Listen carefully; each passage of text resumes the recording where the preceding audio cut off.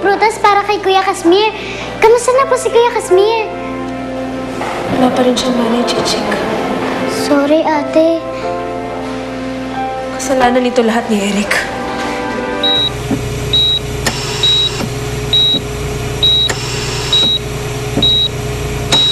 Kasmir, sana bumangon ka na. Sana masabi mo na kay Griselda yung totoong nangyari. Para hindi na siya nagagalit sa akin.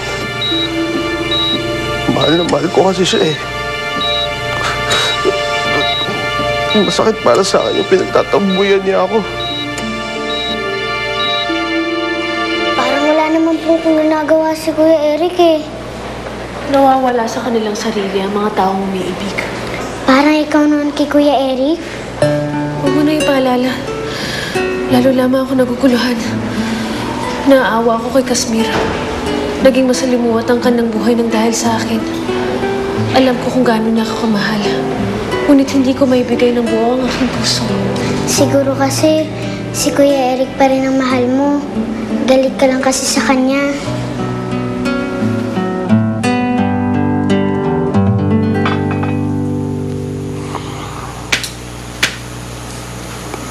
Hoy, Eric. Alam mo, hinahanap ka na sa opisina.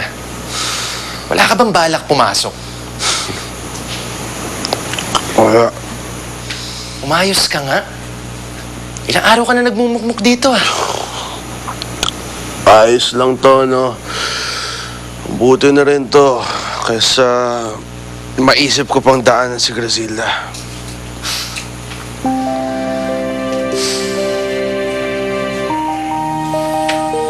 Ay, nako. Sabi ko na nga ba eh. Si Griselda na naman yung dahilan kung bakit ka nagkakaganyan.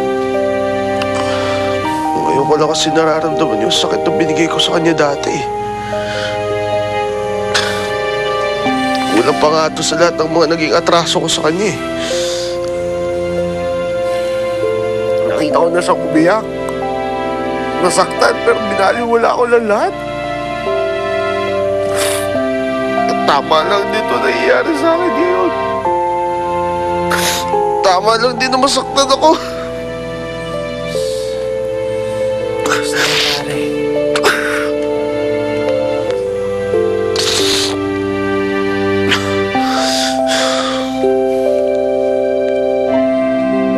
Siguro naman, hindi mo naaawayan si Mare. Kaya naman pala palaging galit sa akin. Magkaka-baby pala kami ulit. I'm so happy for you, Nick. Sige, salamat. Salamat, kaibigan. Okay, Sige, pabalikan ko muna. Sige. Okay.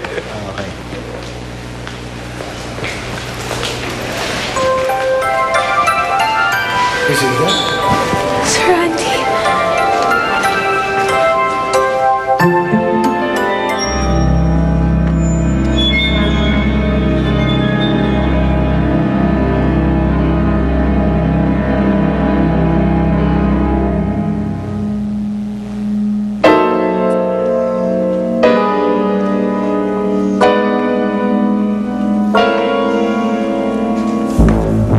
Matilda.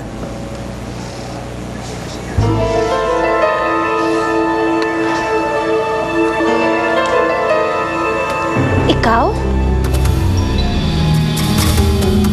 Why? You know her? Hindi. Hindi ko siya kilala. Don't believe her, Mom. Nakita ko siya dun sa dating bahay nila Eric. What do you mean? Kinupkup pa nga siya ni Eric eh. At nandun din siya sa libing ni Leon.